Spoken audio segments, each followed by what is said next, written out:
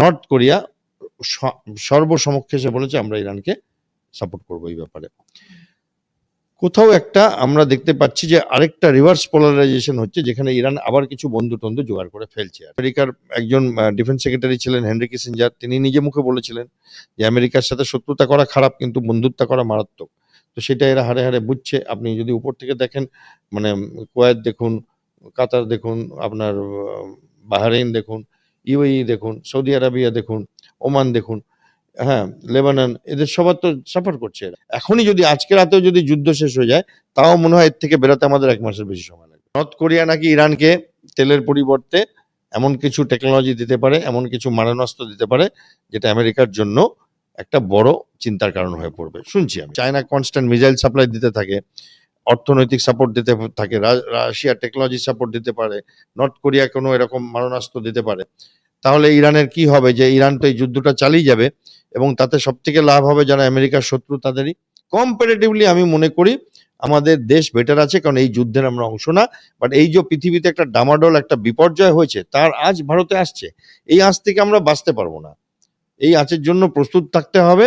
এবং এখন হয়তো খাবার দোকানগুলো বন্ধ হবে, এরপরে তো আমার মনে হয় মানে রেস্টুরেন্ট বলুন, মিড ডে মিল বলুন, সবই বন্ধ হয়ে যাবে। এবং বড় কোনো অসুবিধার মধ্যে যাতে ভারত না পড়ে যায়, আমি বড় অসুবিধাটাকে একটু স্পেল আউট করতে চাই। ইরানের পক্ষ থেকে 1000 কেজি বোমা বহন করা যায় এরকম মিসাইল সেটা নাকি ব্যবহার করা হবে, এই হুঁশিয়ারি দেওয়া হয়েছে।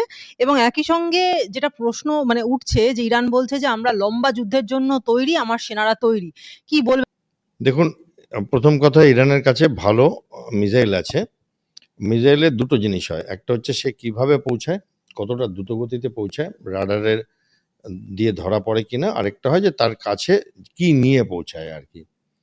তো এইবার দুটোই সঠিক। ইরানের হাইপারসনিক মিসাইল আছে, যেটা শব্দের থেকে 10 গুণ, 12 গুণ, 13 গুণ দ্রুতগামী। তাদের রাডার ধরতে পারে না, খুব ফাস্ট হয়ে যায়।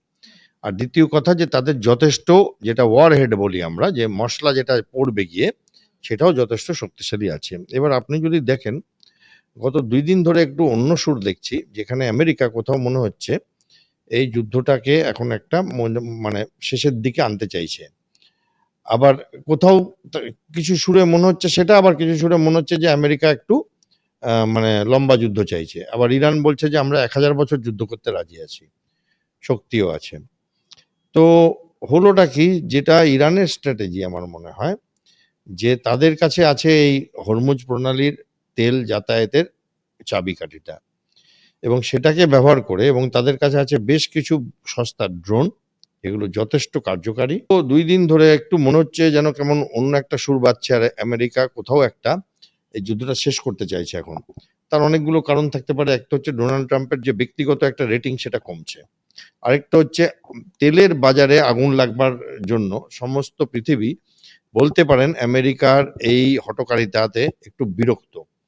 কারণ ইরান তার দেশে কি করছে, বা ইরান তার নিউক্লিয়ার বোম বানাবে কিনা, বা ইরান সেই নিউক্লিয়ার বোম বানিয়ে ইসরায়েলকে মারবে কিনা, সেটা নিয়ে আপনি যদি দেখেন, কোনোভাবে জাপান, ইন্ডিয়া, এই সমস্ত দেশগুলো যারা এই সমস্ত সাথে পাচ্ছে নেই, আমরা ডাইরেক্টলি ইনভলভ না এগুলোতে। ফলে সেখানে আমরা সবাই কিন্তু এখন ইনভলভ হয়ে গেছি, মানে তেল এবং জ্বালানির দাম বেড়ে যাচ্ছে বলে পৃথিবীতে।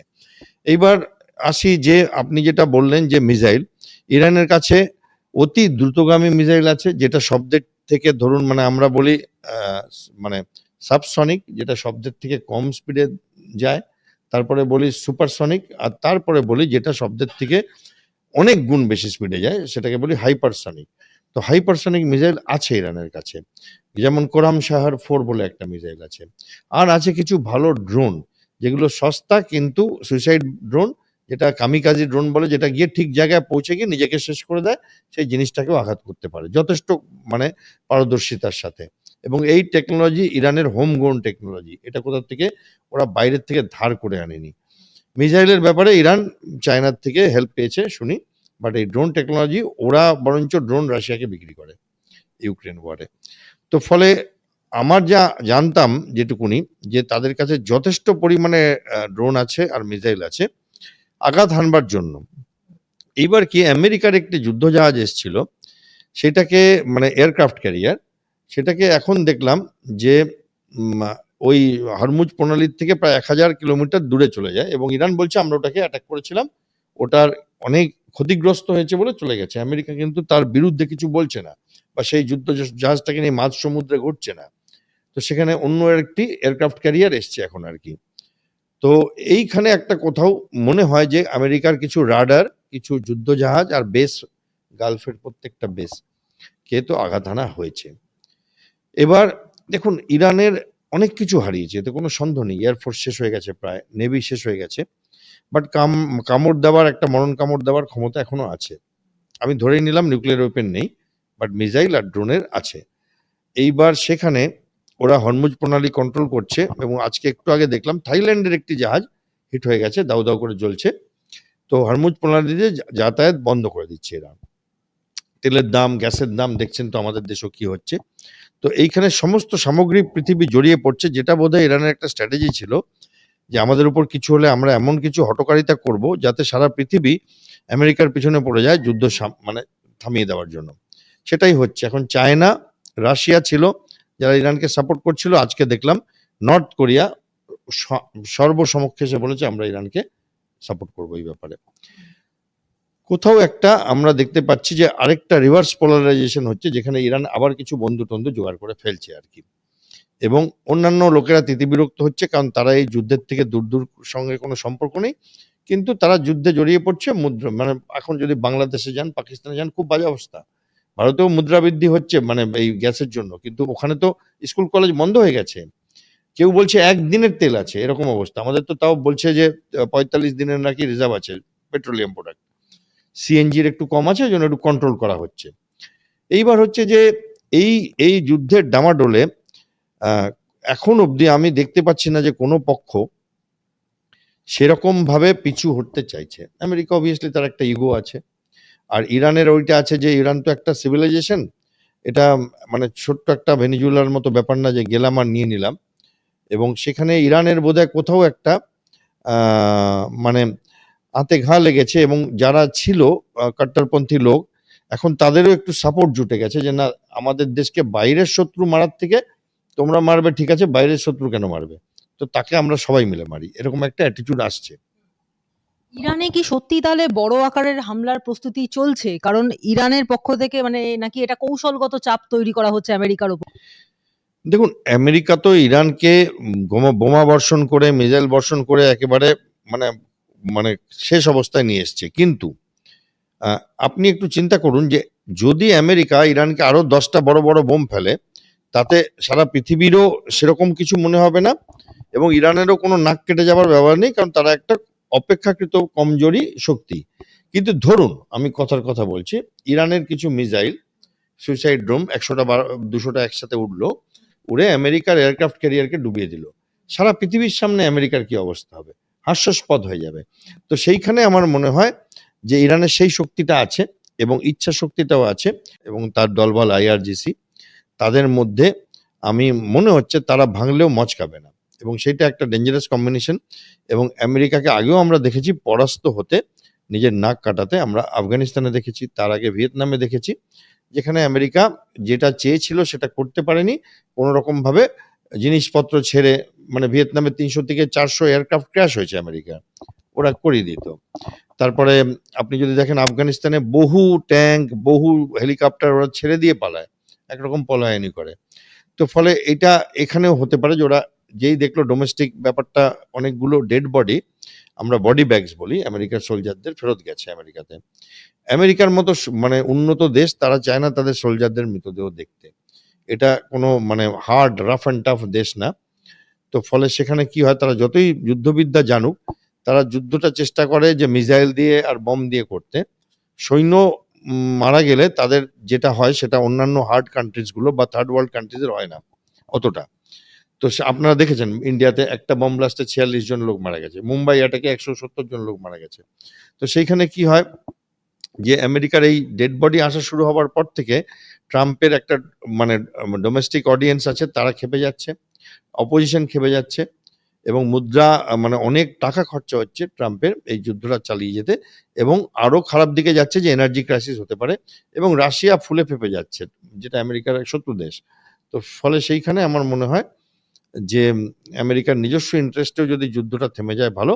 আর ইরান তো চাইবেই যে তারা যদি আবার ফিরে আসতে পারে, আবার তারা শুরু করবে নতুন করে। আরেকটা বিষয় যেটা এই মুহূর্তে জানা যাচ্ছে যে, যেমন গোটা দেশের অনেক মানে গোটা বিশ্বের অনেক দেশই কিন্তু তিতিবিরক্ত ট্রাম্পের এই হঠকারী সিদ্ধান্তের জন্য, তেমনি ট্রাম্পের নিজের দেশের লোকেরাও যথেষ্ট তিতিবিরক্ত এবং এরকম নাকি দাবি উঠছে যে ট্রাম্পের যে ছেলে ব্যারন ট্রাম্প, তাকে সেনাবাহিনীর যে ট্রেনিং দিয়ে তাকেই যুদ্ধে পাঠানো হোক, এমন দাবিও উঠছে। হ্যাঁ, আপনি যেটা বললেন ওটা তো সত্যি, এরা তো ব্যবসা করে যাচ্ছে। আমি যে আগেও বলেছি যে শোনা গেছে যে তার পরিবারের লোকজন পাকিস্তানের সাথে মানে এই বিটকয়েন ক্রিপ্টোকারেন্সির ব্যবসা আছে এবং তারা নিজস্ব ব্যবসা তো সারা পৃথিবীতেই, তার তো হাজার হাজার কোটি কোটি টাকা। কিন্তু সেটা আলাদা ব্যাপার যে তার ছেলে যুদ্ধে গেল কি না গেল, বাট একটা দাবি তো উঠছেই যে ইনি বলছেন যে একাধারে যে 8টা দেশের সাথে নাকি যুদ্ধ ইনি মানে যুদ্ধের মীমাংসা করিয়েছেন, তার মধ্যে উনি ভারত পাকিস্তানেরও নাম নিচ্ছেন এবং সেখানে দেখা যাচ্ছে উনি তো সব থেকে বড় যুদ্ধটা লাগিয়ে দিয়ে বসে আছেন, যেখানে আপনি যদি দেখেন আহ, আহ, ইরান, ইসরায়েল আর আমেরিকা ছাড়া 8টা গালফ কান্ট্রি কিন্তু খুব বিচ্ছিরিভাবে আঘাত পেয়েছে। আজকেও সকালে দেখলাম আবার দুবাই এয়ারপোর্টে একটা মিসাইল বা কিছু পড়েছে, ড্রোন হামলা হয়েছে। তো ভাবুন এই দেশগুলো, এরা তো কারো সাথে পাশে ছিল না, এদের যেটা হয়েছিল ভুল লোকের সাথে বন্ধুত্ব করেছে এবং ভুল লোকের সাথে বন্ধুত্ব করলে যা হয় সেটাই হয়েছে। এবং আমরা তো বলি না, বাট আমেরিকার একজন ডিফেন্স সেক্রেটারি ছিলেন হেনরি কিসিঞ্জার, তিনি নিজে মুখে বলেছিলেন যে আমেরিকার সাথে শত্রুতা করা খারাপ কিন্তু বন্ধুত্ব করা মারাত্মক। তো সেটা এরা হারে হারে বুঝছে। আপনি যদি উপর থেকে দেখেন মানে কুয়েত দেখুন, কাতার দেখুন, আপনার বাহরাইন দেখুন, ইউএই দেখুন, সৌদি আরবিয়া দেখুন, ওমান দেখুন, হ্যাঁ, লেবানন, এদের সবার তো সাপোর্ট করছে এরা, এবং ইরাক। তো সেইখানে মনে হয় যে সবাই চাইবে যে এইটার একটা হেস্তনেস্ত হোক। সেখানে কেউ হয় ইরান সারেন্ডার করুক, নয় আমেরিকায় অর্ধেক যুদ্ধ রেখে পালিয়ে যাক এখান থেকে এবং আবার শান্তি চলে আসুক। এখন যেটা আপনি একটু আগে বললেন যে উত্তর কোরিয়া ইতিমধ্যেই কিন্তু বলে দিয়েছে যে তারা ইরানের পক্ষে, এবং অন্যদিকে চীনের পক্ষ থেকেও কিন্তু বলা হয়েছে যে ইরানে কোনো রকমভাবে আমেরিকার যে চাইছে যে শাসক বদল হোক সেটা বরদাস্ত করা হবে না। চীনের মতো মহাশক্তিও কিন্তু এখন এদের সুরে সুর মেলাচ্ছে, ইরানের সুরে। এবারে রইল বাকি রাশিয়া। রাশিয়া এখনো পর্যন্ত সেরকম কিছু বলেনি। কিন্তু রাশিয়াও যদি দুদিনের মধ্যে এরকম কোনো একটা ভার্শন দিয়ে দেয় বা এরকম একটা কোনো বক্তব্য রেখে দেয়, তাহলে ধীরে, ধীরে দেখা যাচ্ছে যে দুটো ভাগে আবার ভাগ হয়ে যাচ্ছে পৃথিবী, এবং এরপরে কিন্তু এটা একটা বিশ্বযুদ্ধের পর্যায়ে চলে যেতে পারে। না, আমি এখানে আপনাকে একটু কারেক্ট করব। রাশিয়া বলেছে, রাশিয়া স্পষ্টভাবে বলেছে যে এইটা এইরকম ভাবে কোনো দেশের ওপর হামলা চালানো উচিত না, এবং এটাও বলেছে যে আমরা সহমর্মিতা, আমাদের সহমর্মিতা আছে ইরানের সাথে।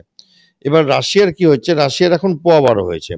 কারণ এখন আপনি যদি দেখেন কেউ রাশিয়া কটা বোম মারলো ইউক্রেনে কেউ আর তাকিয়েও দেখছে না, একটা ওইদিকে।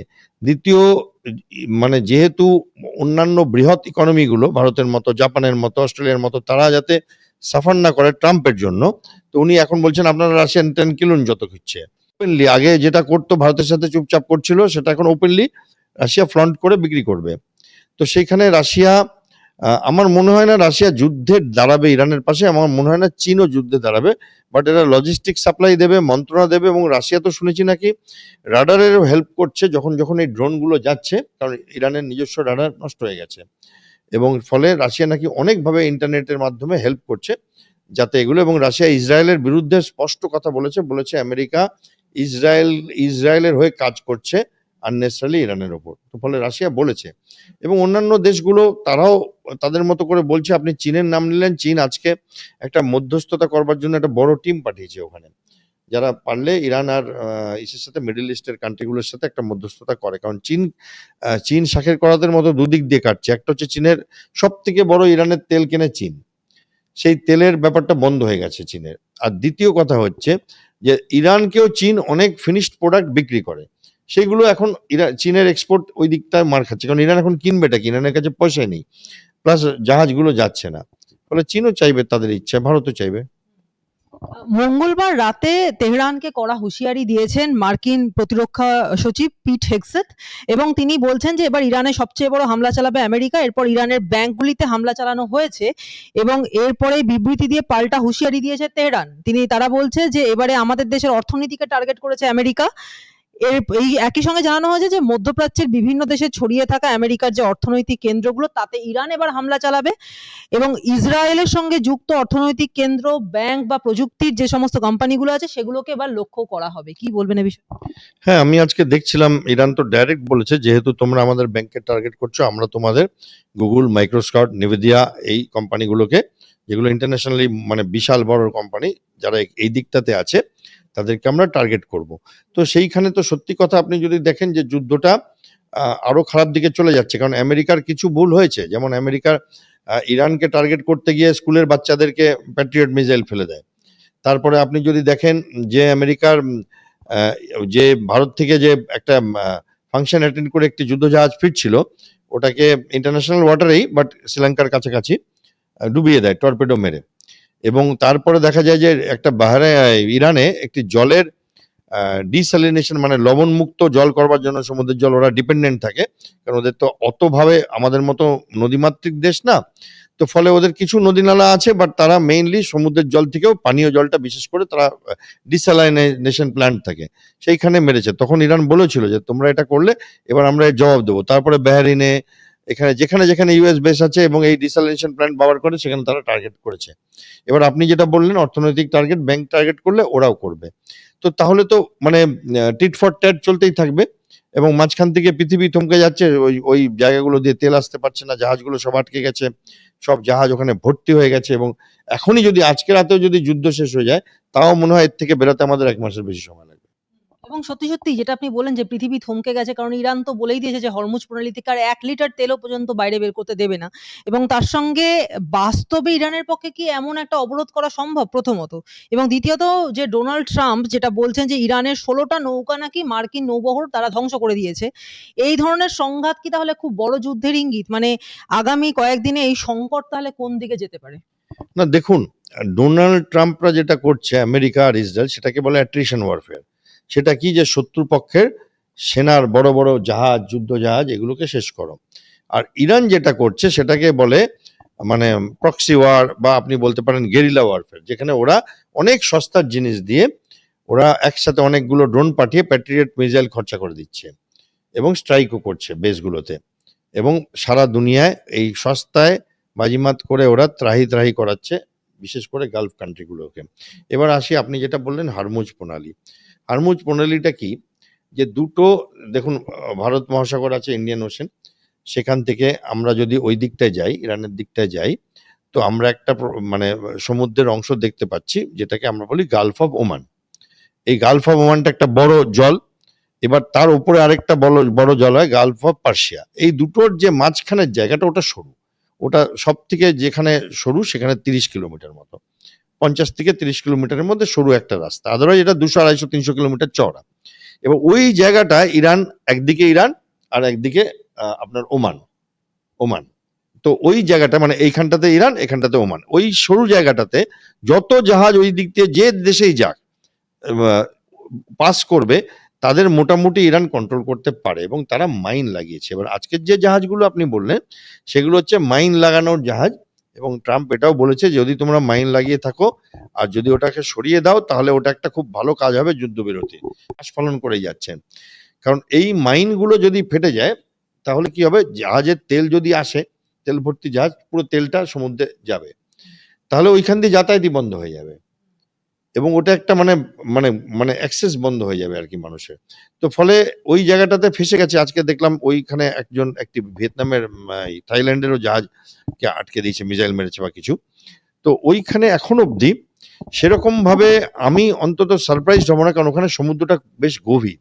এবং আমি সারপ্রাইজ হব না যদি ওখানে ইরান নিজের সাবমেরিনও লাগিয়ে রাখে। হ্যাঁ, এবং শেষ কি করবে সেটা তো বলা যায় না। একটা এবং কানাঘুষো শুনছি, নর্থ কোরিয়া নাকি ইরানকে তেলের পরিবর্তে এমন কিছু টেকনোলজি দিতে পারে, এমন কিছু মারণাস্ত্র দিতে পারে, যেটা আমেরিকার জন্য একটা বড় চিন্তার কারণ হয়ে পড়বে। শুনছি, আমি জানি না এখনো কনফার্ম, এগুলো তো আমাদের বলে কেউ করে না, বাট শোনা যাচ্ছে, মানে বাতাসে কান রাখলে শোনা যাচ্ছে। এবং সেইখানে কি হয়, যদি এইরকম হয়, চায়না কনস্ট্যান্ট মিসাইল সাপ্লাই দিতে থাকে, অর্থনৈতিক সাপোর্ট দিতে থাকে, রাশিয়া টেকনোলজি সাপোর্ট দিতে পারে, নর্থ কোরিয়া কোনো এরকম মারণাস্ত্র দিতে পারে, তাহলে ইরানের কি হবে, যে ইরান তো এই যুদ্ধটা চালিয়ে যাবে এবং তাতে সবথেকে লাভ হবে যারা আমেরিকার শত্রু তাদেরই, এবং সেটা বোধহয় একটু ট্রাম্প হাড়ে হাড়ে বুঝছে। যেভাবে এখন থেকে ভারতে গ্যাসের সংকট দেখা দিচ্ছে, দেখা গেছে গ্যাসের দাম বাড়ছে, সিএনজির দাম বাড়ছে, পেট্রোল, ডিজেল সবকিছুর দাম এখন ঊর্ধ্বমুখী এবং ইতিমধ্যেই কিন্তু ভারত সরকারের পক্ষ থেকে জানিয়ে দেওয়া হয়েছে যে গ্যাসের ব্যবহারে হ্রাস টানতেই হবে। সেখানে দাঁড়িয়ে যেভাবে গ্যাসের দাম ঊর্ধ্বমুখী, সংকট বাড়ছে, ভারত কিভাবে এর মোকাবিলা করবে বলে মনে করছে? দেখুন, আমার কাছে এটার উত্তর নেই যে কিভাবে মোকাবিলা করবে। কারণ আমার কাছে ডাটা নেই যে কত সিলিন্ডার গ্যাস লাগে প্রতিদিন আর কত সিলিন্ডার গ্যাস শেষ হয়। বা কত মানে মেট্রিক টন গ্যাস লাগে আর শেষ হয়। আমার কাছে নেই। বাট আমার কাছে এই বিশ্বাসটা আছে যে যারা আছেন তারা যথেষ্ট পরিমাণে অভিজ্ঞ। তারা নিশ্চয়ই আমাদের দেশকে এই অবস্থার থেকে বার করে আনবার একটা ফন্দি ফিকির করবেন। ১ম কথা। ২য় কথা, আমরা কি অসুবিধায় নেই? ভীষণ অসুবিধায় আছি। সমস্ত রাস্তাঘাটে অটোওয়ালারা গ্যাস পাচ্ছে না, সিএনজি পাচ্ছে না।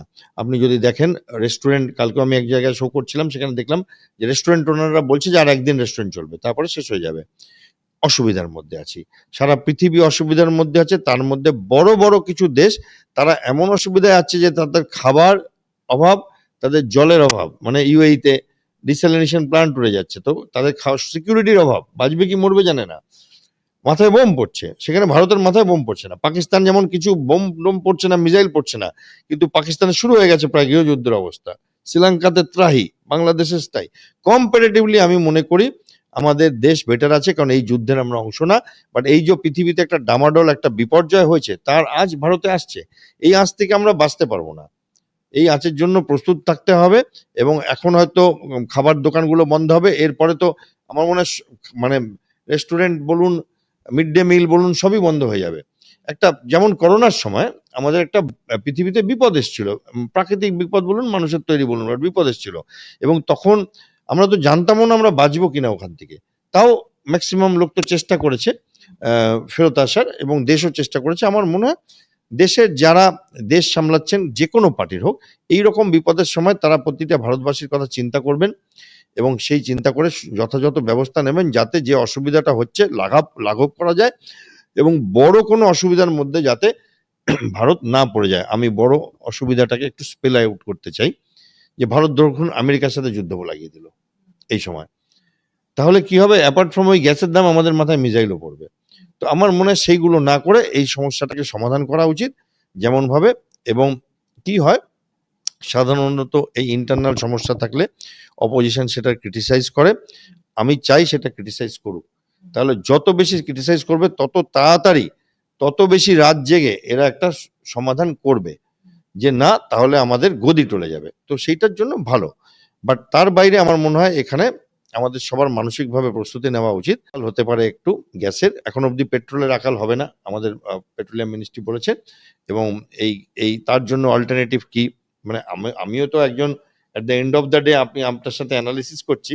আর এন্ড অফ দ্য ডে আমরাও তো ভাত খাচ্ছি, ডাল খাচ্ছি, গ্যাসেই রান্না করছি।